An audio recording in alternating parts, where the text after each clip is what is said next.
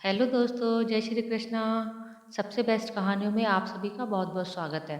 आगे बढ़ने से पहले अगर आपको ये कहानी पसंद आए तो प्लीज़ वीडियो को लाइक करें, शेयर करें और हमारे चैनल को सब्सक्राइब करना बिल्कुल ना भूलें। तो चलिए बिना देर किए कहानी की शुरुआत करते हैं। राधा जी एक आम मध्यम वर्गीय परिवार की मुखिया थी। वे अपने बेटे शुभम और बहू मनीषा के साथ रहती थी। एक बेटी सीमा थी जो कि शादी के बाद अमेरिका बस गई थी। राधा जी के पति की मृत्यु बहुत पहले ही हो चुकी थी। शुभम और मनीषा की शादी को 5 साल हो गए थे, लेकिन अब तक उनके कोई संतान नहीं थी। राधा जी की बहू मनीषा भी जॉब करती थी, जो कि राधा जी को बिल्कुल भी नहीं सुहाता था। वे जल्द से जल्द दादी बनना चाहती थी, लेकिन मनीषा और शुभम यह अच्छी तरह से जानते थे कि अभी मनीषा को जॉब करना कितना ज़रूरी था। राधा जी अपने बेटे शुभम से इस बारे में बात करती तो शुभम किसी ना किसी बहाने से टाल देता था। इसलिए वे मनीषा को ही परेशान करने के बहाने ढूंढती रहती थी ताकि वह अपनी जॉब छोड़ दे। और अभी कोरोना काल में तो मानो उनकी मन की मुराद ही पूरी हो गई थी। हालांकि वे दिल की बुरी नहीं थी, लेकिन पोते की चाह में ना जाने चाहते हुए भी ऐसा कर जाती थी। अपनी हम उम्र सहेलियों को दादी बनते देखकर उनका मन दुखी हो जाता था। उस दिन भी घर में ऐसा ही कुछ हुआ। ऑफिस में काम की वजह से मनीषा देर तक सोती रही और राधा जी को अच्छा खासा मौका मिल गया। ये क्या बहू, अभी तक सो रही हो? पता है सुबह के 10 बज गए हैं। शुभम भी बेचारा कब से उठकर ऑफिस के काम में लग गया है और तुम हो कि अभी तक सोई पड़ी हो। चलो अब उठकर उसके लिए चाय नाश्ता बना लो। मुझसे कुछ हो नहीं पाता है, वरना मैं तो तुम्हारे भरोसे कभी ना रहती, खुद ही सब कर लेती। सॉरी माँ जी, वह देर तक जागकर काम चलता रहा, इसलिए सुबह सुबह ही सो पाई थी, इसलिए समय का पता ही नहीं चला। आप चलिए, मैं अभी जल्दी से आती हूँ। हाँ हाँ ठीक है, मेरा कुछ नहीं, बस शुभम का तो देख लो, उसे कुछ चाहिए तो नहीं? कब से उठा है बेचारा। हे भगवान, मुझे जल्दी से ठीक कर दे ताकि मैं ही अपने बेटे का ध्यान रख सकूं। राधा जी ने नाटकीय अंदाज में कहा। राधा जी ने अपनी बहू मनीषा को उठाते हुए कहा। मनीषा ने घड़ी देखी तो वाकई में 10 बज गए थे। आज उसकी आंख कैसे नहीं खुली। वह जल्दी जल्दी अपने काम निपटाकर हॉल में आई तो शुभम अपने लैपटॉप के साथ ऑफिस का काम कर रहा था। उसने किचन में जाकर चाय नाश्ता बनाया और फिर रात के बर्तन साफ किए और झाड़ू पोंछा करके नहाने चली गई। दरअसल कोरोना वायरस की बढ़ती बीमारी की वजह से शहर में पूरी तरह से लॉकडाउन किया गया था, इसलिए काम वाली बाई भी नहीं आ रही थी। मनीषा खुद एक इंटरनेशनल कंपनी में काम करती थी।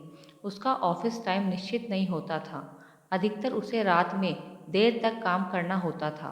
कल भी उसका काम देर तक चलता रहा, इसलिए वह देर तक सोती रही। मनीषा नहाकर आई तो देखा कि उसकी सास अपने कमरे में अपनी सहेली से फ़ोन पर बात कर रही थी। बातचीत में अपना नाम सुनकर मनीषा सास की बात सुनने लगी। अरे शारदा, तुम भी अपनी बहू को ज़्यादा सर पर मत बैठाओ। बहू को ज़्यादा उड़ने दोगी तो कल को अपनी नौकरी के चक्कर में वह तुम्हें ही घर की नौकरानी बनाकर छोड़ेगी। मैं तो भाई शुरू से ही मनीषा की नौकरी के खिलाफ थी।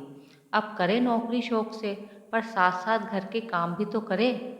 मैं तो बदन दर्द का बहाना बनाकर बैठ जाती हूँ, नहीं तो सारे काम का बोझ मेरे सिर पर आ गिरता। मैं कोई मुफ्त की नौकरानी थोड़ी ही हूँ। मैं तो कहती हूँ तुम भी यही किया करो। सास की बात सुनकर मनीषा की आंखों से आंसू आ गए। वह जिस सास को बीमार समझकर उनकी दिन रात सेवा करती है, उन्हें एक गिलास तक उठाने को नहीं देती है, सारा दिन घर का और रात को ऑफिस का काम करके थकान से चूर होकर भी उफ तक नहीं करती, उसका यह फल मिला है मुझे। माना वह मेरी नौकरी के खिलाफ है, मगर यदि घर की किश्त नहीं होती तो वह भी कभी नौकरी नहीं करती। शुभम का बोझ कम करने के लिए ही तो वह नौकरी कर रही थी। खैर अभी के मुश्किल समय में वह सास से किसी भी बात पर बहस करना नहीं चाहती थी जिससे घर का माहौल खराब हो, इसलिए वह उनकी बात को नज़रअंदाज करके वहाँ से चली गई। लेकिन उसकी नज़रों में राधा जी की इज्जत जरूर कम हो गई थी। दूसरे दिन सुबह सुबह राधा जी की बेटी सीमा का अमेरिका से फ़ोन आ गया। सीमा की सास उसके पास अमेरिका आई हुई थी।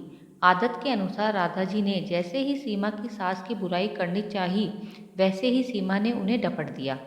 माँ, आप बिल्कुल भी माँ जी के बारे में अनाप शनाप नहीं बोलोगी। पता है आपके चक्कर में आकर मैंने उनके साथ कितना बुरा व्यवहार किया था, लेकिन आज मुझे उनकी कीमत पता चल गई है। तुम तो उनके यहाँ पर आने के कितने खिलाफ थी, मगर आज अगर वे यहाँ नहीं होती ना माँ, तो ना जाने हमारा क्या हाल होता। तुम्हें तो पता ही है कि मेरा नौकरी करना कितना ज़रूरी है। कोरोना ने यहाँ भी ऐसा कहर ढाया है कि घर से ही सब करना पड़ रहा है। किट्टू का बेबी केयर सेंटर भी बंद है। मैं और राजेश फुल टाइम बिजी रहते हैं। ऐसे में माँ जी ने अकेले ही किट्टू के साथ साथ पूरे घर का सारा काम संभाला हुआ है। मुझे कुछ भी नहीं करने देती है। अगर वे नहीं होती तो माँ हमारा क्या होता, यह सोचकर ही मेरे रोंगटे खड़े हो जाते हैं। सच में माँ वे कोई साधारण महिला नहीं है, बल्कि मेरे लिए तो देवी के समान है। मेरे इतने अपमान करने के बावजूद और सीमा रोने लगी। उसने फ़ोन कट कर दिया। सीमा की बात सुनकर राधा जी की भी आंखें भर आई। उन्हें अपनी भूल का एहसास हो गया था। मनीषा तो वाकई उनका कितना ख्याल रखती है। उनकी कड़वी से कड़वी बात का भी बुरा नहीं मानती, उल्टे जवाब भी नहीं देती है। वाकई अभी का समय तो एक दूसरे को हौसला देने का है, सारे गिले शिकवे भुलाकर एक दूसरे की मदद करने का है। तो फिर वे स्वार्थ में कैसे अंधी हो गई थी, इतना कैसे गिर गई थी कि ऐसे मुश्किल समय में अपने ही परिवार की सहायता नहीं कर सकती। उन्होंने उसी समय मनीषा को बुलाकर उसके सिर पर प्यार से हाथ फेरते हुए कहा, मनीषा, आज से घर के कामों की आधी जिम्मेदारी मेरी रहेगी। मैंने आज तक तुम्हें जो भी कहा और किया उसके लिए सॉरी। चलो अब तुम जाकर आराम करो, खाना मैं बना लूँगी। इधर सास का बदला हुआ रूप देखकर मनीषा की भी आंखों में खुशी के आंसू आ गए और अपनी सास के प्रति उसके मन में फिर से पहले वाला सम्मान वापस आ गया था। शायद हमारे जीवन में मुश्किल समय आता ही इसलिए है कि हमें एक दूसरे की अहमियत का पता चले। अपनी गलतियों का एहसास होने और आगे बढ़कर माफ़ी मांगने से वाकई इंसान छोटा नहीं बल्कि बहुत बड़ा हो जाता है, राधा जी की तरह। तो दोस्तों, ये थी हमारी आज की कहानी। आपका क्या कहना है इस कहानी के बारे में? कमेंट करके हमें ज़रूर बताएं।